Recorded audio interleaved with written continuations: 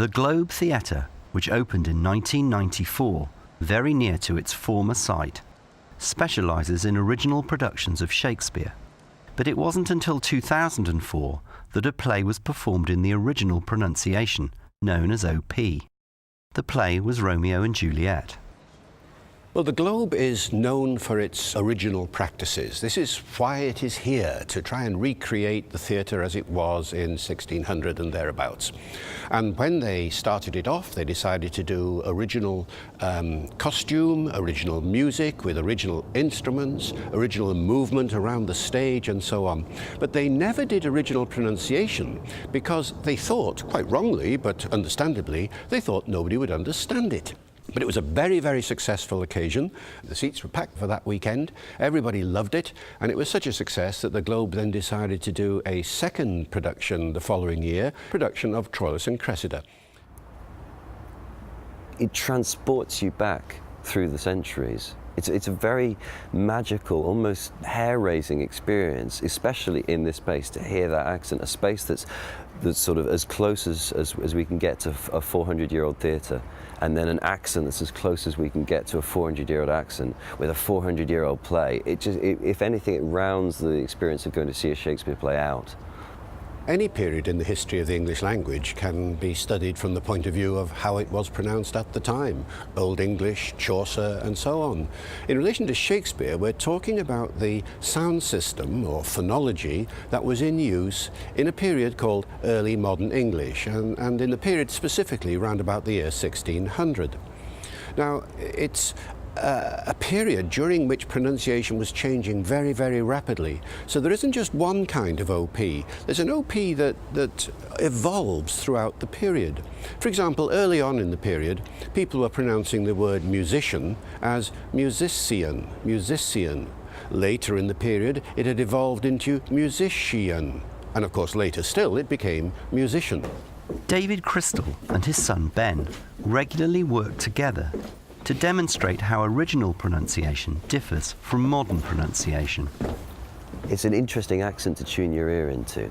So we're going to run through a few pieces of Shakespeare, first in a modern sort of received pronunciation accent, the accent that you're used to hearing Shakespeare in, and then we'll switch into original pronunciation. And probably Dad will do some and I'll do some as well, so you get to hear it in a different voice. Their first example comes from Henry V. Ben gives the modern pronunciation and David the OP. Oh, for a muse of fire that would ascend the brightest heaven of invention. Oh, for a muse of fire that would ascend the brightest heaven of invention. A kingdom for a stage, princes to act and monarchs to behold the swelling scene. A kingdom for a stage, princes to act and monarchs to behold the swelling scene. Then should the warlike Harry, like himself, assume the port of Mars. Then should the warlike Harry, like himself, assume the port of Mars. And at his heels, leashed in like hounds, should famine, sword and fire crouch for employment. And at his heels, leashed in like hounds, should famine, sword and fire crouch for employment. How do you know that that was original pronunciation? Well, there are three kinds of evidence that you look for when you're working out the pronunciation of a stage in the history of the language. The first and the most important piece of evidence is the observations made by people who were writing on the language at the time.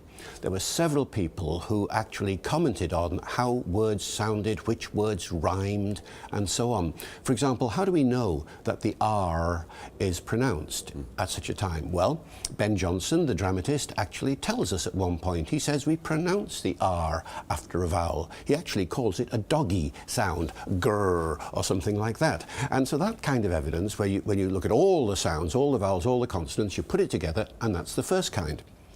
The second kind of evidence is the spellings that people use at the time. The spellings were a much better guide to pronunciation then than spelling is today. So at one point in Romeo and Juliet, the word film is spelt P-H-I-L-O-M-E, therefore film, and that's a very important indication. But the third kind of evidence, which is absolutely critical from a dramatic point of view, is that there are rhymes and puns which don't work in modern English that do work in OP. One I remember that we did at the Globe here was the pun that suddenly leapt out at us in the prologue to Romeo and Juliet. You do that one? Right. So, two households, both alike in dignity, and fair Verona, where we lay our sin, from ancient grudge bred to new mutiny, where civil blood led civil hands unclean. From forth the fatal lines of these two foes, a pair of star-crossed lovers take their life, whose misadventured piteous overthrows doth with their death bury their parents' strife. And it's the lines, It's isn't it? the lines, from forth the fatal lines. Now the thing is, loins was pronounced loins, and the word lines was pronounced loins. So there is a pun. Double meaning. Yeah, a pun on loins and lines, genealogical lines on the one hand and physical loins on the other, which is completely missed if you do it in modern English. It's a good example. David and Ben have also discovered that nearly 2/3 of Shakespeare's sonnets have rhymes that don't work in modern English, but do work in OP. Give us a good one. What, 116?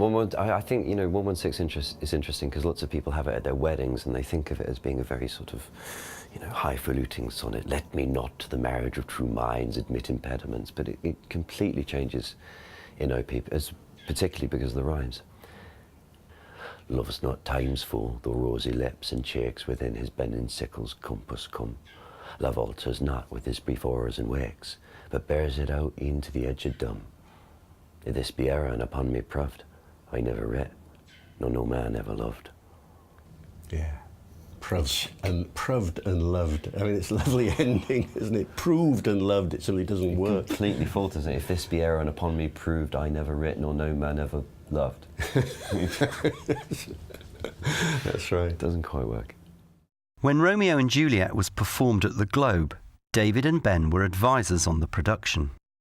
One of the most interesting things was the way in which the actors all said that the OP altered their performance quite fundamentally. You have to remember the play was being done in two versions that year. There was a modern English version and an OP version as well. The actors had to learn the thing twice. And it just changed the way they perceived their characters, didn't it, Ben? It did. Well, I mean, it's a lot faster, the accent. With modern Shakespeare, it's often very reverential in the way that we pronounce it. It's assume the port of Mars. It's much faster in OP. It's assume the port of Mars. The OP Romeo and Juliet was 10 minutes faster. But it does something else to you as well. To me, it drops my voice. I use my bottom register a lot more, assume the port of Mars. It makes me sort of hunker down. Doesn't sort of seem so cut off from the neck, from mules of fire. It connects with the body a bit more for some reason. It's an earthier accent. The experience of Romeo and Juliet also demonstrated that far from making Shakespeare more difficult to understand, it can actually make the original meaning clearer, as can be seen in this extract from As You Like It. And so from o'er to o'er we ripe and ripe, and then from o'er to o'er we rot and rot, and thereby hangs a tale. It's a really, really rude sex joke. He's talking about, prostitutes and the king's evil and all that kind of thing. It's completely missed when you do it in a modern accent. And the last time I saw As You Like It, the actor came to the front and said, and so from hour to hour we ripe and ripe, and from hour to hour we rot and rot, and thereby hangs a tale. Anyway, the gag is completely missed. What we see is a joke working that doesn't work in modern English, and it's all based on one very simple sound shift.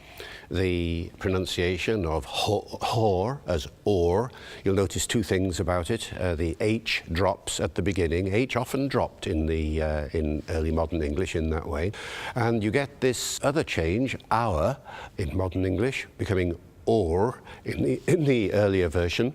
And the combination of the two changes together produces a coming together of the two words, and therefore a perfect pun. There's something about working our way back to Shakespeare rather than dragging him into the 21st century. When you're standing on the Globe stage, they always light the theatre as if it's daylight, because Shakespeare's plays would have been performed at about 2 o'clock in the afternoon. And that means that you can make direct eye contact with every single member of the audience. And then suddenly going to see a Shakespeare play becomes a two-way dynamic, a complicity. It means that as an actor, as Hamlet, I can come out and ask you, what should I do? Should I kill Claudius? I don't know what to do. Everything's really confusing. Help me. That's what the Shakespeare's monologues were about. So if you can sort of imagine that there's that extra dimension when you're working in a space like this, you get a similar sort of extra dimension when you use Shakespeare's accent.